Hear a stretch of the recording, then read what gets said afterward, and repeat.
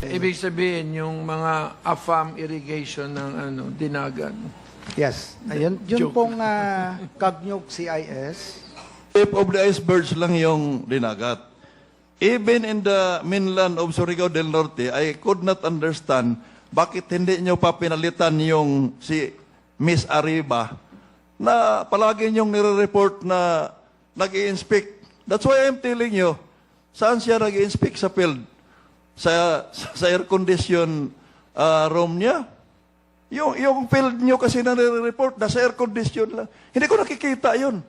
Instead na pupunta siya doon, titingnan niya, kaya humaba tong ko kasi mahaba na rin panahon yung pasensya ko sa inyo dahil ako mismo nakakita, taga-roon ako. But you insist na tapos completed na yung irrigation na to, niluloko nyo na yung tao eh.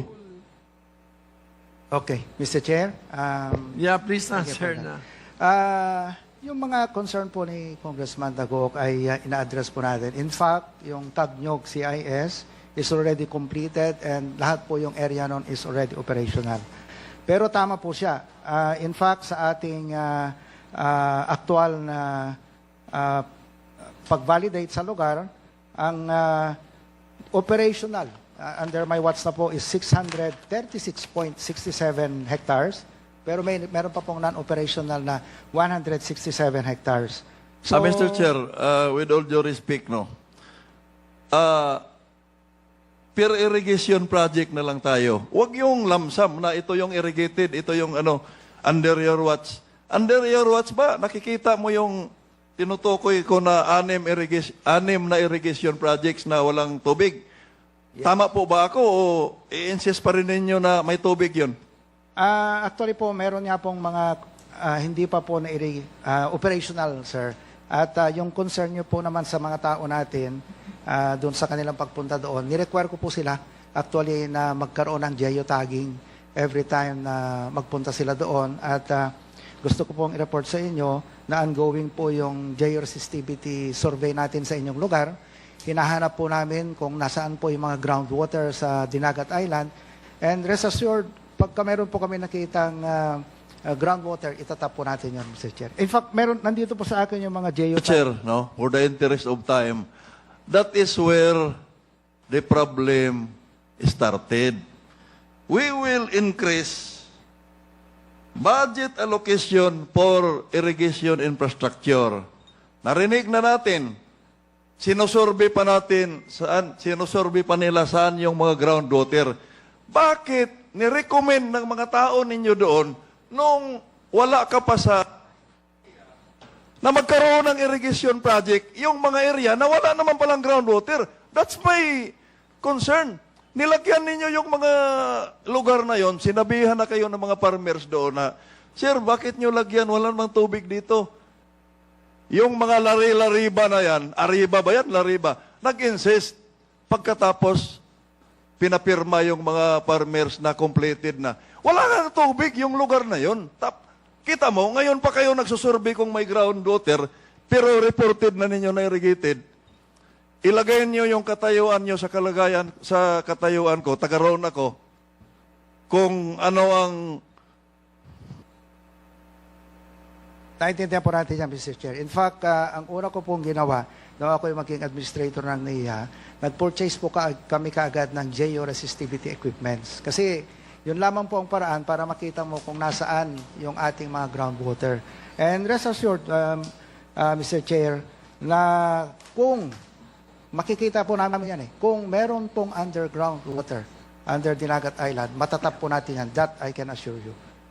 With regards po sa mga geotag pictures ng ating mga tao, Mr. Chair, is that ready naman po kami magbigay. At in fact, sabi ko sa mga tao ko, involved din ang local government units and the farmers para po, tama yung kanilang, yung ating coordination. Rest assured, gagawin po namin lahat ang aming magkakaya. So, Mr. Chair, in effect, hindi na nila ma-repair, hindi na nila ma-rectify yung irrigation sites, no, irrigation projects being reported as completed, ay talagang hindi na yon. Kasi wala naman talagang tubig doon. So, kung titingnan mo yung the statement of the good administrator, that is intended as a solution for the incoming, for the future projects. Pero hindi na nila masusolusyonan yung reported completed irrigation projects na wala naman talagang tubig. In the case, in one of the project na kahit parokyal to, but this is the picture of the whole country, Mr. Chair. Yung nakita ko lang ngayon ang as I have said, parang tip of the icebergs lang yon. Pero alam ni Admin Gilin na marami tong ganitong So, sana, bago mag-budget na naman tayo sa 2026, magkaroon naman kayo ng malinaw na kagaya nung ni-request ko na you coordinate with the DA kasi sila naman ang sabi ninyo nag-coordinate na kayo. I hope na nagsabi kayo ng totoo. Kasi kung nag-coordinate kayo bago mag-decide na ito yung paglagyan ng project, we are all aware na kakarampot lang yung pera ng ating pamahalaan, lalong-lalo na sa next year na budget dahil sa deficit natin. Sana mailagay sa tamang lugar yung kakarampot na budget sa irrigation. Kaya nung nag-interpellate ako, hiningi ko yung report ninyo doon sa coordination with DA, alin ba sa buong Pilipinas yung priority na paglagyan na ganito yung yield kung malagyan natin dito. Kasi lahat yan kailangan natin ng irrigation. Pero DA should identify ano yung may pinakamaraming yield na medyo minimal yung budget natin sa irrigation infra para ma-maximize natin yung kakarampot na budget sa irrigation. Kasi lahat ng government agency gusto ng increase ng budget. So, but I agree na tutukan natin to dahil pagkain tong pinag-usapan natin dito. Kung tinutukan natin yung mga bus na nagkakarira, iilan lang yung sakay doon. Dito sa pinag-usapan natin, tayong lahat ng mga Pilipino ang nakasakay dito sa irrigation na to. At wala tayong pagkain pag hindi natin nailagay yung kakarampot na budget doon sa tamang lugar na paglagay ng irrigation. Do not allow your personnel na magre-report without validation na ito yung paglagyan ng project. Pagkatapos, wala din naman palang tubig. Pagkatapos na i-report na completed. Yun lang ang ko, Mr. Chair, na mailagay natin sa tama yung pera. Mr. Chair? Okay, Mr. Chair. Tama po ang ating kagalang-galang na Congressman Dagoog. In fact, of the 1.5 million firmed-up service area ng NIA, 1.2 million lamang ang gumagana. Ano nangyari sa 300,000? Una po, lahat ng ilog natin na pinanggagalingan ng ating mga intakes sa buong Pilipinas, lahat po, lalahatin ko, ng ilog sa buong Pilipinas ay silted. Kaya nga po, may mga problema kami na yung dulo ng mga irrigation system namin ay hindi na napapatubigan. At gusto ko pong magpasalamat sa Kongreso dahil ho sa inyong generosity at tulong. Marami na po kaming na-restore. Kasi mas maganda po kasi muna kung i-restore natin Dahil mas mura ang gastos ng gobyerno dyan. Ang bago po na irrigation facility ay 1.2 to 1.5 million pesos. Restoration just costs about 200,000 to 500,000 pesos. So ano yung isang ginawa namin na pinondohan ng Kongreso? Naggamit ng ating georesistivity equipment, hinanap namin yung ating mga groundwater. Kasi nga silted yung surface water. At nilagyan natin ng mga solar pump irrigations. So buong bansa, marami na po tayong nagawa nito, sir. In fact, salamat sa concern po ninyo. Ano po? But rest assured, ang NIA po ngayon, kumpleto po kami ng gamit sa pang-survey. Yung ating, pati yung mga LiDAR system natin, kumpleto po tayo, georesistivity. And sisiguraduhin po namin sa inyo na magagamit po ng tama at mamamaximize po natin ang ating pondo moving forward. Salamat po. Bitiwan mo na. Sana totoo, Sana ma-fulfill yung sinabi kasi 3 years hindi na-fulfill. Thank you, Mr. Chair. Admin Gillian, naasahan ko na i-resolve natin yung yung mga issue ko at saka yung tauhan ninyo. Baka po pwedeng yung magaling naman, yung nagtatrabaho, hindi yung nasa aircon office lang. Thank you, Mr. Chair. Thank you. Secretary, para short lang. Pwede ba ma-discuss kung paano pinamimigay yung mga galing sa RCEP na mga PhilMec? Yes, Mr. Chair. Paano yung rationale nun? Ano yung what is the logic of the strategy? Basically, may gap analysis kaming... Also, it's based on gaps. yes, sir. It's not based on the level of organization of the farmer. Well, kasama rin yun, sir, sa overall analysis, no? But basically, kung ilang hectares yung lugar, then kung ilan ang kailangan na traktura, kasi let's say one tractor, kailangan 70 hectares ang Yung manager ba ng RCEP, accountable sa'yo? Anong manager, sir? PhilMec, sir. Yes, sir. Yes, sir. Accountable sa'yo? Yes, sir. Yes, Mr. Chair. So, lahat ng desisyon niya, pinipirman mo? Not that way. Actually, sir, Mr. Chair, pina-audit ko recently yung implementation by the Bureau of yung BAFE ng DA. And, Kasi kung balik tayong 35, lalaki ulit yan. yes, Mr. Chair. So, anyway, But the allocation, sir, goes through not only me. Meron kami yung DA Rice Convergence Group, no? Kasama niya, kasama yung mga iba-iba. Then, PhilMec presents to that group which I am part of, and we decide kung saan. ito sir, the next part is, can we show the next one? Marami may problema po dito, lalo na sa Batangas. Si Bodilla, Collantes, si Luistro, at pati na po si Congressman Biron. This is leverage the quick response fund to fast-track procurement, distribution, administration of ASF vaccine, ensuring rapid response during outbreaks, and safeguarding the swine industry. Congressman Biron is hereby recognized. Thank you, Mr. Chairman. In yesterday's joint committee hearings of the Committee on Health and Trade, Dr. Christian Dagican of the BAI was present.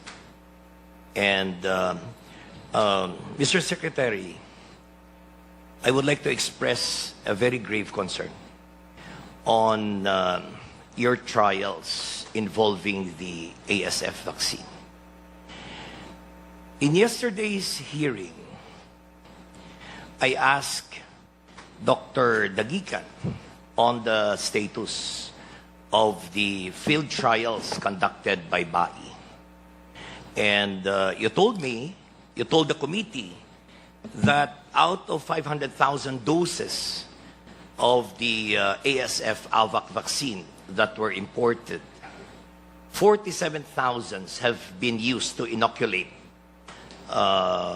growers, and the rest are still in the possession of the importer. I wonder if you have brought with you the results of the clinical trials that were conducted so far.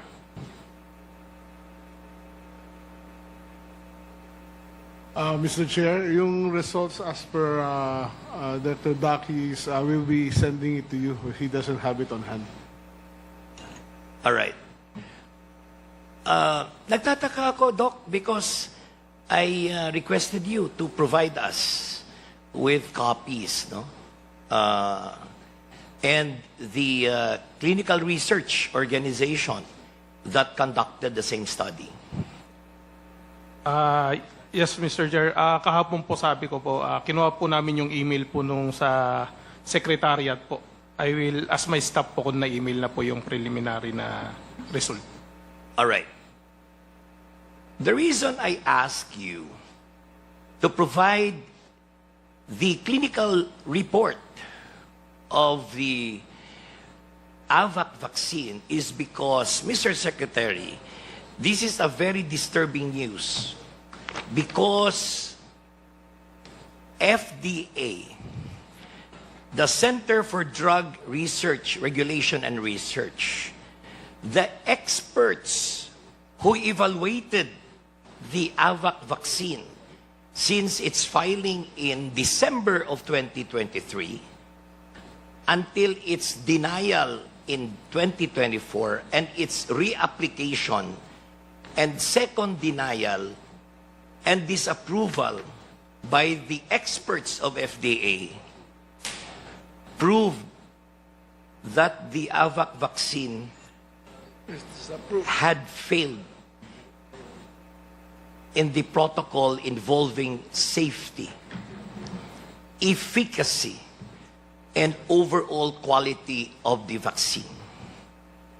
So there was a clear misrepresentation by the FDA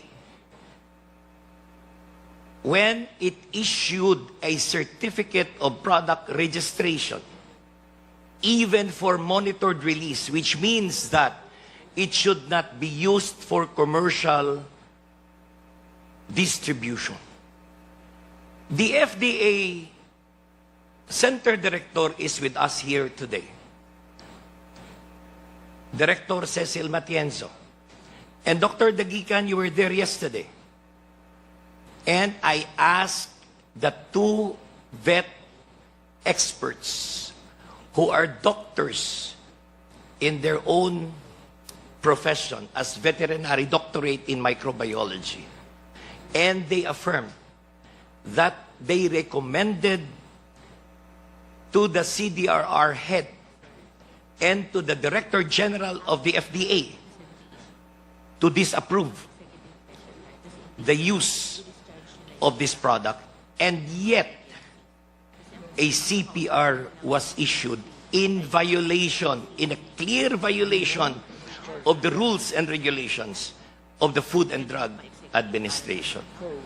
Nakakatakot ito, Mr. Secretary, because BAI is given the false sense of security na yung vaccine na ginagamit nyo ngayon is safe and efficacious when in fact it has a potential risk of mutation because hindi na establish ng FDA natin based on the data provided by the manufacturer. Mr. Secretary, we're dealing with live virus. Live attenuated, and it has a potential risk of mutation. Katulad ng COVID-19, nakikita nyo how many hundreds or thousands of strains that came out from the original strain of COVID-19. Because that's a natural character of the virus for self-preservation. Nandito ang direktor ng Center for Drug Research and Regulation, and I will ask her now to affirm the statements made by the two vets expert yesterday, Dr. Chester and Dr. Ferry of the Center for Drug Research and Regulation. Director Matienzo of the FDA, can you confirm, as what our vet experts said in yesterday's hearing, that they recommended the disapproval of this ASF vaccine?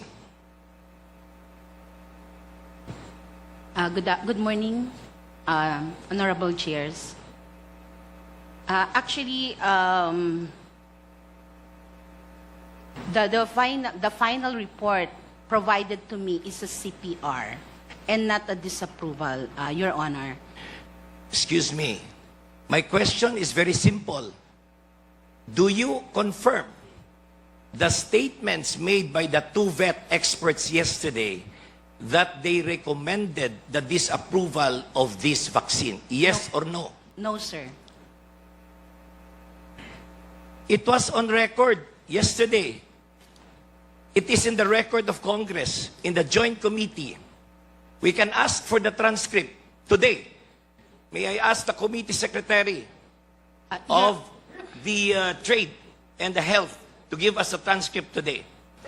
The two vet experts yesterday confirmed that they recommended the disapproval of this vaccine, meaning to say, they recommended the non-issuance of the certificate of product registration because they realized, they discovered that the data required to meet the safety, efficacy, and quality standards were all unsatisfactory.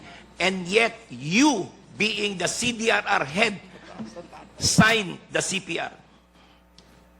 I have the copy of the CPR, Mr. Chairman. Yes, Your Honor.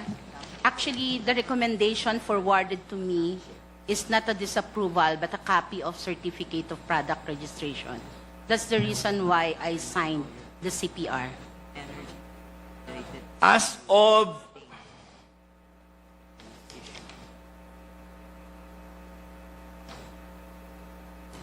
May 13, the former CDRR head, Director Jesusa Joyce Sirunay, I'm giving a copy to the Secretary. Oh, God. It enumerated the basis for the disapproval. These are all scientific bases. These are all scientific grounds to recommend the disapproval or the non-issuance of the CPR because the AVAC vaccine is not safe, is not efficacious, is not of quality. And yet, a CPR was issued for monitored release. This is a clear violation of the rules of the FDA, and it gives the Department of Agriculture, particularly the Bureau of Animal Industry, a false sense of security going through clinical trials despite the failure of the vaccine to meet quality standards. Nakakatakot ito, Mr. Secretary. It involves public health imbued with economic interest affecting the 300 billion hog industry in this country. Ganito ang nangyari. You must not be aware, Mr. Secretary, of these findings, but it is very clear. This is a public document issued by the former head of the CDRR. It was applied for initial registration. It was denied. Then, the importer reapplied. And the same reapplication was denied.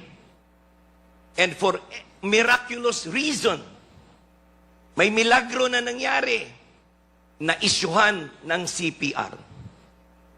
First time in the history since I became a congressman in 2004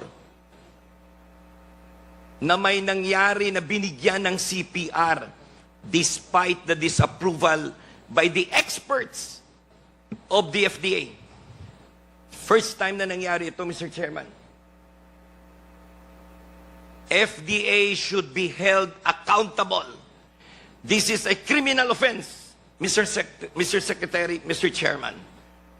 I would advise the good secretary to look into this because you're placing everyone at risk.